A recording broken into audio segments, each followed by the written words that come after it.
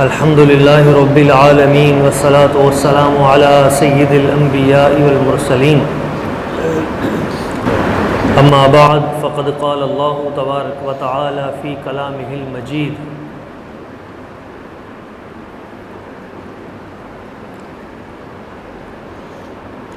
قال الله تبارك وتعالى في كلامه المجيد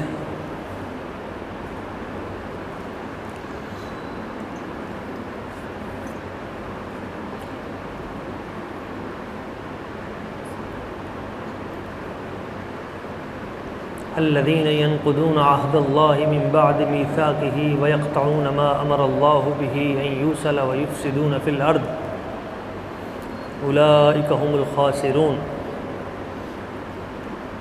وقال في مقام آخر أولئك لهم اللعنة ولهم سوء الدار. صدق الله مولانا العظيم وصدق رسوله النبي الكريم الأمين.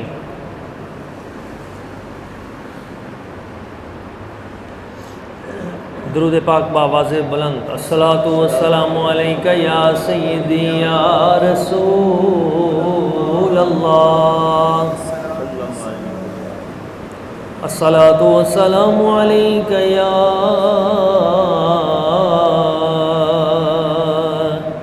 سیدی یا حبیب اللہ. الصلاۃ والسلام علیک یا خاتم النبیین وعلی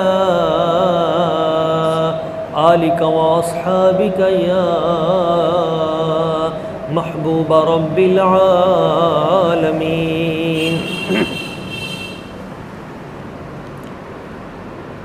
معزز احباب، عاشقان رسول، محبین مصطفیٰ کریم، اللہ تعالیٰ کی بارگاہ قدس میں دعا ہے وہ ذات لم یزل ہم سب کو اپنی بارگاہ سے خیر کثیر عطا فرمائے، ہمارے تمام روحانی و جسمانی امراض دور فرمائے اور ہمارے دنیا اور آخرت کے جمیع معاملات آسان فرمائے. معزز احباب، قرآن مجید فرقان حمید کی ایک آیہ کریمہ میں نے تلاوت کرنے کا شرف حاصل کیا ہے.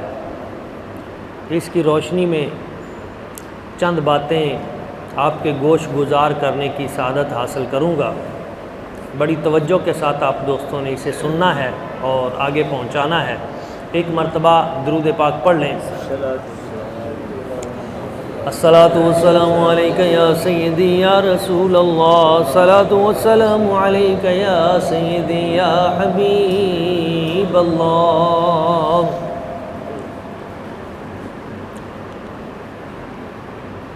الذین آمنوا ولم یلبسوا ایمانہم بظلم اولئک لہم الامن. بے شک وہ لوگ ایمان والے ہیں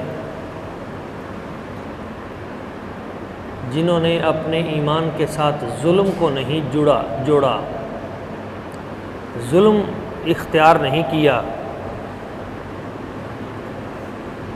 اولئک لہم الامن، وہی امن والے ہیں، وہی ہدایت والے ہیں. معزز احباب،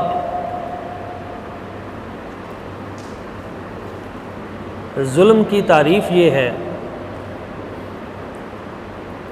وضع الشیء فی غیر محلہ، کسی شے کو اس کی صحیح جگہ پہ نہ رکھنا ظلم کہلاتا ہے.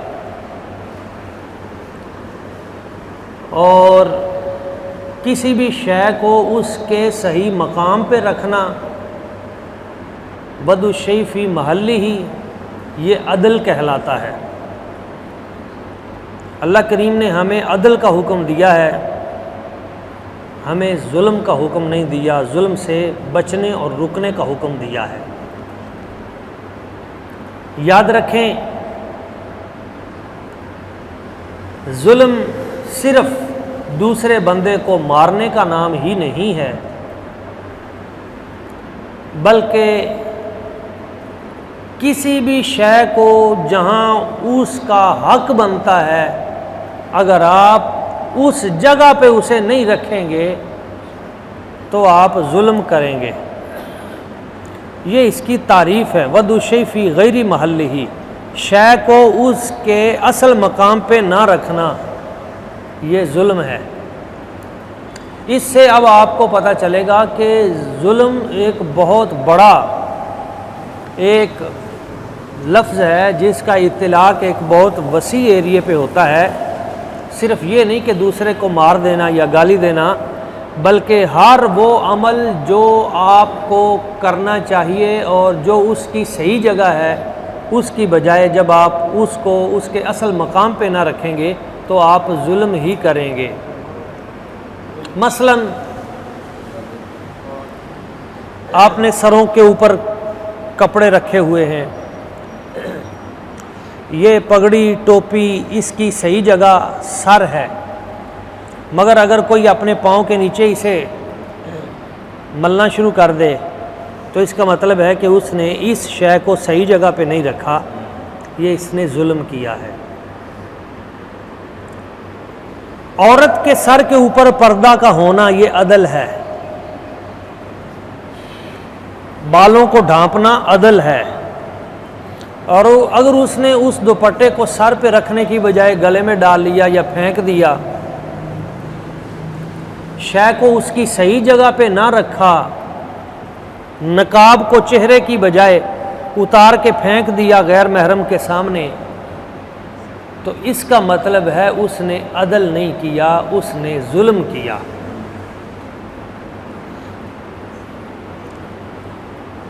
چھوٹی چھوٹی چیزوں میں ظلم آ جاتا ہے جس سے ہمیں بچنا چاہیے۔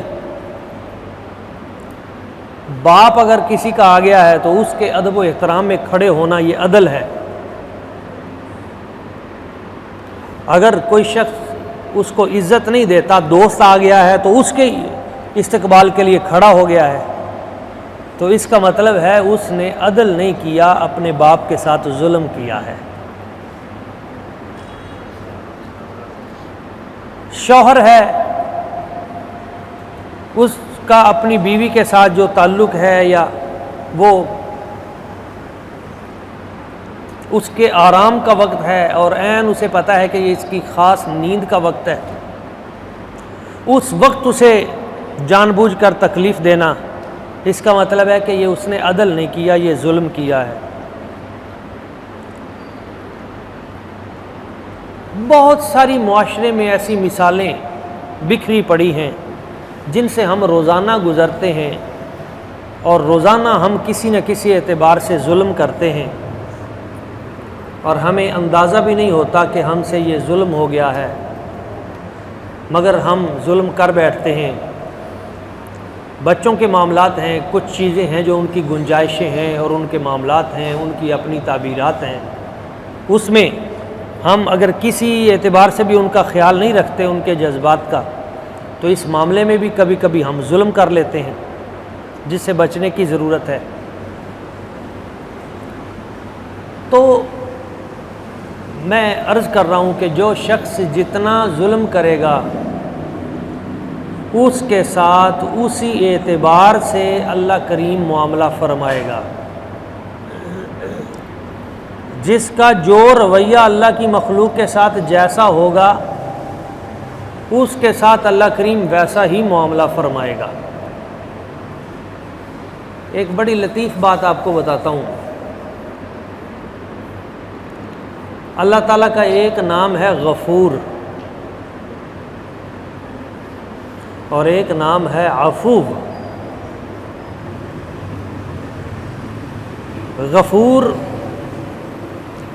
غافرہ سے ہے، اس کا مطلب ہے پردہ ڈال دینا، ڈھانپ دینا۔ جب ہم کہتے ہیں ان اللہ غفور الرحیم، یا اللہ تو غفور الرحیم ہے،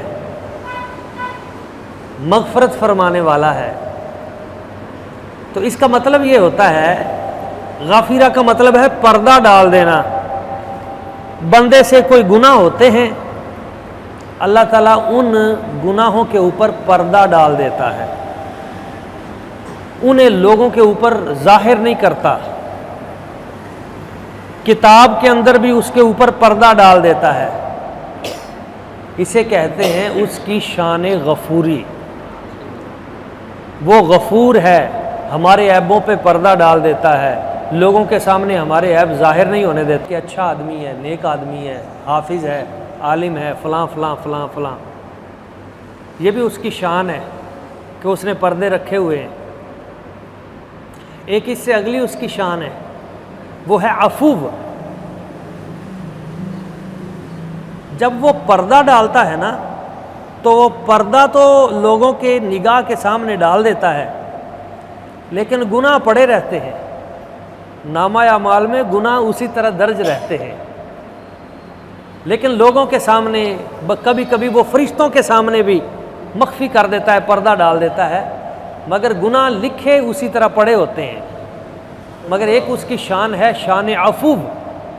یہ لیلۃ القدر کی رات جو ہم دعا کرتے ہیں، اللہم انک عفو، یا اللہ تو عفو ہے، فاعف عنی، اس کا مطلب ہے کہ مٹا دینا.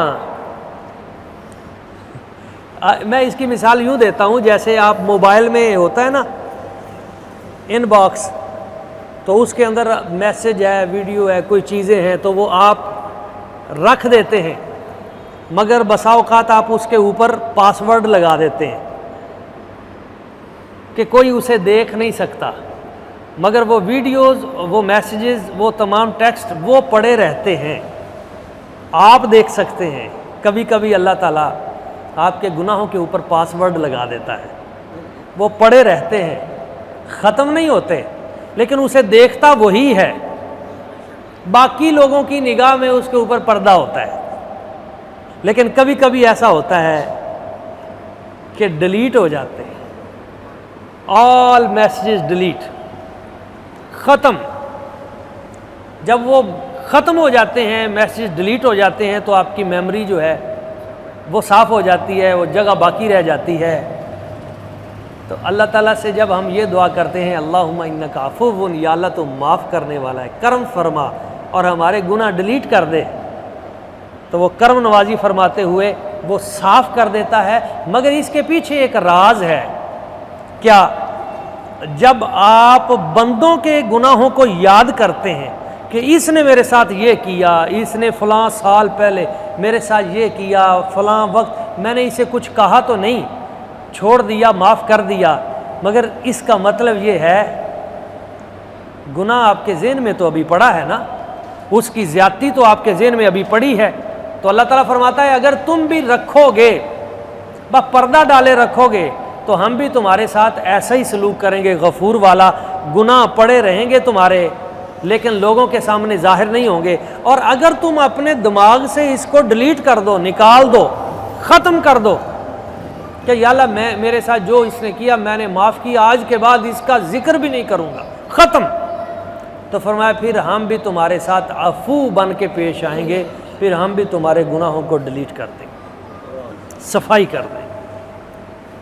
یہ اس کی شان کریمی ہے. اچھا، میں عرض کر رہا تھا کہ یہ جو ظلم ہوتا ہے، ظلم کا انجام بہت برا ہوتا ہے.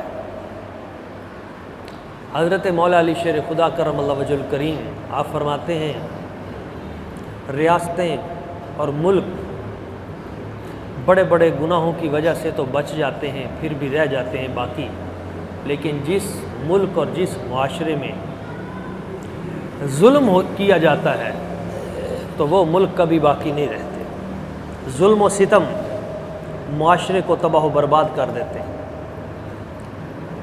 محرم الحرام میں عموماً ہم واقعہ کربلا کا ایک رخ پیش کرتے ہیں کہ حضرت امام علی مقام امام حسین پاک نے شہادت پیش کی اور اہل بیت اطہار کی محبت. مگر اس کا ایک اگلا رخ بھی ہے کہ جن لوگوں نے ظلم کیا تھا ان کے ساتھ کیا بنا، یہ بھی ضروری ہے بیان کرنا، تاکہ معاشرے میں ظالموں کو پتہ چلے کہ جو بھی ظلم کرتا ہے اس کا انجام یہی ہوتا ہے. آپ دیکھیں جس نے ظلم کیا تھا اس کے ساتھ وہی کچھ ہوا. ابن زیاد جو گورنر کوفہ تھا، جس بدبخت نے حضرت امام علی مقام سیدنا امام حسین پاک کو 10 محرم الحرام میدان کربلا میں شہید کیا۔ 6 سال گزرے، کتنے سال؟ 61 ہجری میں واقعہ کربلا پیش آیا، اس کے 6 سال بعد مختار ثقفی نے ابن زیاد پہ حملہ کر دیا۔ عجیب بات ہے، یکم محرم کو جنگ شروع ہوئی، جنگ ختم ہو گئی۔ 2 کو لڑائی ہوئی، جنگ ختم ہو گئی۔ پھر 7 کو لڑائی ہوئی، پھر جنگ ختم ہو گئی۔ 8، 9، 10 محرم الحرام کا دن تھا، 6 سال بعد جمعے کا دن تھا، اور عین وہی زور کا وقت تھا، اور عین اسی وقت مختار ثقفی نے اپنا پاؤں ابن زیاد کی گردن پہ رکھا ہوا تھا اور اس کی گردن کاٹ رہا تھا، اور وہی تشت تھا، اور اسی میں ابن زیاد بدبخت کا سر کاٹ کر دربار ابن مختار ثقفی میں پیش کیا گیا۔ وہی محل تھا، وہی دربار تھا، وہی شہر تھا، اور وہاں پہ ایک بابا موجود تھا۔ اس نے کہا ہاں میں 6 سال پہلے اس دن بھی موجود تھا، میں آج بھی موجود ہوں، یہی جس کا سر کٹا ہوا یہاں پڑا ہے، یہی بدبخت ابن زیاد لعین یہ کرسی پہ بیٹھا تھا، اور اس تشت کے اوپر امام حسین پاک کا سر انور تھا، اور اس بدبخت نے امام پاک کے سر انور کو چھڑی مارتے ہوئے کہا تھا کہ میں نے تمہیں کہا تھا ہم سے نہ ٹکراؤ، ہمارے پاس قوت ہے، طاقت ہے، ہم نے تمہیں بہت مرتبہ روکا کہ یزید کی اطاعت کرو مگر تم باز نہ آئے، تو یہ دیکھو ہم نے تمہارے ساتھ کیا سلوک کیا۔ اس بابے نے کہا آج 6 سال ہوئے، کوئی زیادہ وقت بھی نہیں گزرا، وہی دن ہے، وہی تاریخ ہے، وہی تھال ہے، اور آج وہی قاتل بدبخت جو کرسی پہ بیٹھ کے سر انور پہ چھڑیاں مار رہا تھا، آج اس کا سر پڑا ہوا ہے۔ جب یہ بات کی تو سیاستہ میں موجود ہے، دیگر کتابوں میں بھی موجود ہے، ایک سانپ آیا اور وہ سانپ ابن زیاد کے نتھنے میں چڑھ گیا، چڑھ کے اس کے منہ سے نکلا، پھر گیا، پھر نکلا، پھر گیا، پھر نکلا، 3 بار اس کے نتھنے سے گیا، منہ سے نکلا۔ تو وہاں پہ جتنے لوگ موجود تھے سب نے کہا ہاں یہ سانپ کا آ کے اس کے نتھنے سے نکل کے منہ سے، یہ علامت بتاتی ہے کہ اس بدبخت نے جو ظلم کیا تھا آج اس کا ظلم اپنے انجام کو پہنچ گیا۔ ظالموں نے جب بھی ظلم کیا میرے رب نے اس کا بدلہ لیا۔ 6000 بندے قتل کیے گئے، ایک ایک وہ شخص جو اس جنگ میں شریک ہوا جس نے اہل بیت اطہار کی توہین کی، جس انداز میں انہوں نے ظلم کیا اسی طرح سے ان کو قتل کیا گیا۔ خولی وہ بدبخت جس نے امام حسین پاک کے سر انور کو نیزے پہ لٹکایا تھا، وہ بدبخت دوڑ کے چھپ کے اپنے گھر میں اوپر دوسری منزل میں جا کے چھپ گیا اور اپنی بیوی کو کہنے لگا اگر میرا کوئی پوچھنے آئے تو اسے بتانا کہ یہاں نہیں ہے۔ ادھر سے جب بندے پہنچے، سیکورٹی کے لوگ چیک کرتے کرتے خولی کے گھر، تو کہا کہ کدھر ہے خولی جس نے امام پاک کے ساتھ یہ ظلم کیا تھا؟ اس کی بیوی نے پتہ کیا کیا؟ اس کی بیوی نے بآواز بلند کہا یہاں نہیں ہے، لیکن 7 انگلی سے اشارہ کیا اوپر جاؤ، ان کو اندر لے آئی، یہاں نہیں ہے لیکن کہنے لگی اوپر جاؤ، انگلی سے اشارہ کر کے، اور جا کے اوپر یہاں نہیں ہے لیکن کمرے کی طرف اس نے کہا ادھر جاؤ۔ وہی بدبخت جو ایک دن امام پاک پہ ظلم کر رہا تھا، اس خبیث کو باہر نکال کر اسی طرح اللہ کریم نے ذلیل و رسوا کر کے پوری دنیا کے ظالموں کو بتایا ظلم کا انجام دیر پا نہیں ہوتا، ظلم کا انجام ظلم ہی ہوتا ہے، ظلم کا انجام اللہ کریم کے ہاں یہی ہوتا ہے۔ 2-4 دن کی یہ قوت و اختیار، اور اس کے بل بوتے پہ اگر تم کسی پہ ظلم کرتے ہو تو تم یہ سمجھو کہ بعد میں ہمیشہ اقتدار اور قوت اور اختیار میرے پاس رہے گا، یہ تمہاری بھول ہے۔ مالک الملک وہی ذات ہے، اور وہ دنوں کو بدلنے میں ایک لمحہ نہیں لگاتا، منٹ لگتا ہے، بندہ لاکھ سے کاکھ ہو جاتا ہے، ایک لمحہ نہیں لگتا۔ کتنا بڑا وہ بادشاہ تھا بدبخت، آج کے 26 ملک بنتے ہیں جتنی قوت تھی یزید بدبخت کے پاس، مگر اس خبیث نے امام پاک کی توہین کی، بے ادبی کی۔ اس ظالم کو اس ظلم کی سزا ملی، اس نے خانہ کعبے کے اوپر فوجیں چڑھائیں، اس نے مدینہ منورہ کو پامال کیا۔ یہ جس جگہ پہ مدینہ طیبہ میں آج ریاض الجنہ ہے، یہاں پہ اس کی فوجیوں نے یہاں گھوڑے باندھے، مدینہ طیبہ کی پاکیزہ خواتین کے ساتھ ظلم و ستم کیا۔ 20,000 کے لگ بھگ صحابہ کرام اہل بیت اطہار اور ان کے خاندان تابعین، 12,400 کچھ لوگ ایک دن میں شہید کیے گئے۔ ان کی خواتین کو انہوں نے اپنے حرم میں رکھا، ان پہ ظلم کیا۔ یزید کا کوئی ایک ظلم نہیں ہے، بدبخت کے بہت سے ظلم ہیں۔ تو جس وقت اس نے یہ کیا، اس کا انجام اسے بھگتنا پڑا اس دنیا میں۔ ایک مرتبہ ایک بستی سے گزر رہا تھا، وہاں ایک عیسائی راہبہ جو ایک پادری کی بیٹی تھی، اس کو اس نے دیکھا تو اس کے حسن میں مبتلا ہو گیا۔ بدبخت نے ایک شخص کو پیغام بھیجا کہ جاؤ اس کو جا کے میری طرف سے پیغام دو۔ اس عورت نے کہا کہ اسے جا کے کہو کہ یہ درمیان میں جو افراد تم خط کے لیے بھیجتے ہو یہ ختم کرو، ڈائریکٹ مجھ سے ملو۔ یہ کمینہ آیا، اس سے دوستی کی، اس نے کہا کہ یہاں میرا باپ پادری ہے، میں رومی النسل ہوں، تو کسی اور جگہ چلتے ہیں۔ تو وہاں سے نکل کے یہ حمص کے قریب سے ایک جنگل سے گزر رہا تھا اور وہ عورت ساتھ تھی، تو اس نے کہا میں تمہیں شراب پلاتی ہوں۔ اس نے وہاں بٹھا کے اسے شراب پی، جب شراب کا نشہ چڑھا تو اس نے اپنی پنڈلی کے ساتھ تیز خنجر باندھا ہوا تھا، اس نے وہ خنجر اس کے پیٹ میں مارا، تو یہ چیخا اور کہنے لگا کہ میں تو تم سے بہت وفا کرتا ہوں، محبت کرتا ہوں، تیرے لیے میں ساتھ۔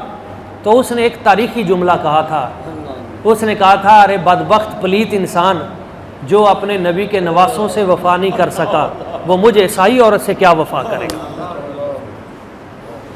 اور جو حضور کی اولاد سے وفا نہیں کر سکا تو وہ مجھ سے کیا تو وفا کرے گا۔ مار مار کے خنجر اس نے اس خبیث کو وہاں قتل کیا۔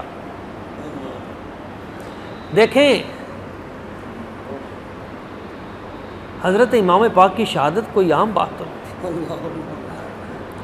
آج لوگ کہتے ہیں جی پتہ نہیں چلتا اس کی قبر کا، کچھ کہتے ہیں کہ وہ بندروں نے اسے کاٹا اور بندروں نے کاٹ کاٹ کے، چونکہ بندروں سے وہ بڑا عشق کرتا تھا، نچاتا تھا بندروں کو، اس طرح مرا۔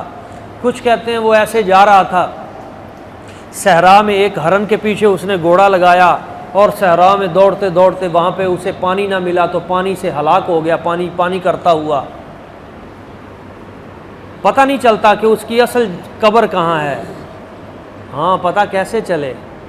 جس نے ظلم کیا ہوگا، اہل بیت اطہار کے ساتھ زیادتی کی ہوگی، اللہ نے اس کو بے نام و نشان کر دی۔ کوئی اپنے بچوں کا نام اس کے نام پہ رکھنے کے لیے قیامت تک تیار نہیں ہے۔ ہاں ملعون ہے، اور یہی حال ہر ظالم کا ہوتا ہے، یہ یاد رکھیے، جس نے بھی ظلم کیا اس کا انجام یہی ہوتا ہے۔ یقین مانیے بہت سے لوگوں کو جب ہم دیکھتے ہیں کہ انہیں اچانک کیا ہوا، پتہ چلتا ہے انہوں نے ظلم کیا تھا۔ میں جس محلے میں رہتا ہوں وہاں ایک ہمارے محترم ہیں، وہ بہترین ٹھیک ٹھاک تھے، مگر اچانک ایسی ان کی کیفیت ہوئی کہ اب کئی مرتبہ تو ترس آتا ہے کہ اس کی موت کے لیے دعا کریں، اللہ تعالیٰ اسے اٹھا ہی لے، اتنی تکلیف کے عالم میں ہے۔ اس کے بچے بھی بڑے پریشان ہیں، وہ بھی کئی بار آتے ہیں، دعا کریں استاد جی کو اللہ تعالیٰ آسانی پیدا کر دے، مگر وہ تقریباً 3 سال ہو گئے اسی کیفیت میں ہے، ٹیکے لگواتا ہے صبح و شام، ایسی گولیاں کھاتا ہے، کسی طریقے سے وقت گزر رہا ہے، مر بھی نہیں رہا۔ میں نے ایک دن اس کے بیٹے سے پوچھا، مجھے صحیح سے بتا تیرے باپ نے کیا کیا ہے، یہ جو اتنے کرب اور تکلیف میں ہے اس سے ہوا کیا ہے؟ اس نے کہا جی ہم ڈیرے پہ تھے اور ایک غریب آدمی، مجذوب آدمی، فقیر آدمی، وہ گزرا ہمارے کھیت سے، پہلی سے کھیت سے گزرا، تو تازہ ہی ابھی وہ بجائی ہوئی تھی اور اس کے اوپر سے وہ گزر گیا۔ تو میرے باپ کو بڑا غصہ آیا کہ تو نے ہماری فصل اس کو خراب کر دیا، یہاں سے کیوں گزرا ہے، یہاں سے گزرگاہ نہیں تھی۔ تو اس نے اسے وہاں ایک ککر کا درخت تھا اس کے ساتھ باندھ کر مارا، بہت مارا، تو وہ چیختا رہا، روتا رہا، خون اس کا نکلتا رہا، پھر وہ بے ہوش ہوا، پھر سارا دن مارتا رہا، شام کو چھوڑا۔ وہ گیا لیکن وہ اس طرح نہ جھولی اٹھا کے کچھ کہہ کے گیا۔ میں نے کہا بس وہ کام ہو گیا تمہارا۔ اللہ تعالیٰ فرماتا ہے، میرے حضور نے فرمایا اتق دعوت المظلوم، مظلوم کی بد دعا سے بچنا، بد دعا عرش کو چیر جاتی ہے۔ کسی کو ایسی تکلیف نہ دینا کہ وہ تمہارے لیے اس کے دل سے بد دعا نکلے، کسی کی توہین نہ کرنا، کسی کو گالی نہ دینا، کسی کے ساتھ ایسا سلوک نہ کرنا کہ اس کے دل سے تمہارے لیے بد دعا نکل جائے۔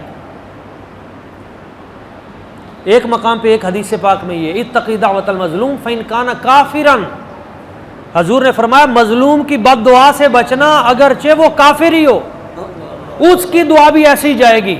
مظلوم کافر بھی ہو نا، اس کے ساتھ بھی آپ نے ظلم کیا تو اس کی بد دعا بھی ایسی جائے گی اللہ تعالیٰ کے پاس۔ ہم جس ایریے میں بیٹھے ہیں نا، یہاں پہ بھی ایک شخص ہوتا تھا، مجھے ایک SHO صاحب ہمارے دوست ہیں، انہوں نے بتایا ابھی 3-4 دن پہلے کہ ایک بی بی اس کے بیٹے کی شادی تھی، تو وہ شادی کے لیے بیٹے کو لے کے نکلی، مگر اس وقت میں وہاں اس کے پاس ایک ہی گاڑی تھی، وہ جو بڑا آدمی تھا اس کے ساتھ وہ ٹکرا گیا، ریڑھی کہیں ٹکرا گئی، غریب عورت تھی بیچاری، اس کے بچے کی ریڑھی ٹکرا گئی، تو اس نے سارا دن اس کو مارا، بہت مارا۔ کچھ لوگوں نے آ کے اسے سمجھانے کی کوشش کی تو اس نے ان کی بھی توہین کی۔ نتیجہ یہ نکلا کہ وہ جو بڑا ہی طاقتور تھا اپنے آپ میں،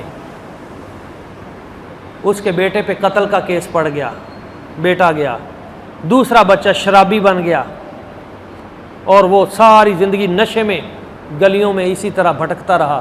اور خود وہ آدمی جس کا اتنا سکہ چلتا تھا اور جس کے کہنے پہ یہاں پہ DSP اور بڑے بڑے افراد چینج ہوتے تھے، ایک وقت گزرا کہ وہ گھسیٹ کے پاؤں میں ذلیل و رسوا ہو کے بیٹھ کے اس کیفیت میں مرا۔ ظلم کا انجام یہ ہوتا ہے، ہر وہ شخص جو کسی کے ساتھ ظلم کرتا ہے کسی بھی اعتبار سے، اس کا نتیجہ یہ ہوگا کہ جو کچھ اس نے کیا ہے اس کے ساتھ وہی کچھ کیا جائے گا۔ ہم اپنی اپنی زندگیوں میں جائزہ لیں کہ کہیں ہم سے کسی کی دل آزاری تو نہیں ہوتی، ہم سے کسی پہ ظلم تو نہیں ہوتا، ہم جانے میں یا انجانے میں کسی کے ساتھ کوئی ظلم و زیادتی تو نہیں کر دیتے۔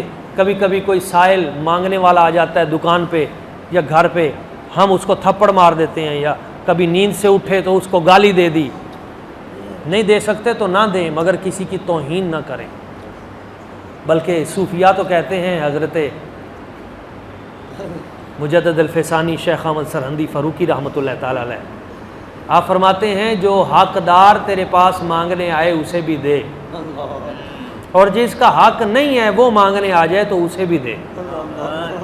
تو پوچھا جو حقدار ہی نہیں ہے اسے بھی دے دینا، اس کا کیا مطلب ہے؟ تو فرمایا تیری انا کے لیے اتنا کافی نہیں کہ رب نے اسے تیرے در پہ بھیج دیا، تجھے اس کے در پہ نہیں بھیجا، تیری انا کے لیے اتنا کافی نہیں کہ رب نے اسے تیری طرف متوجہ کر دیا، اور یہ رب کا کرم ہوتا ہے کہ کسی کی طرف اپنی مخلوق کو متوجہ کر دے، دیتا تو وہ آپ ہی ہے سارا۔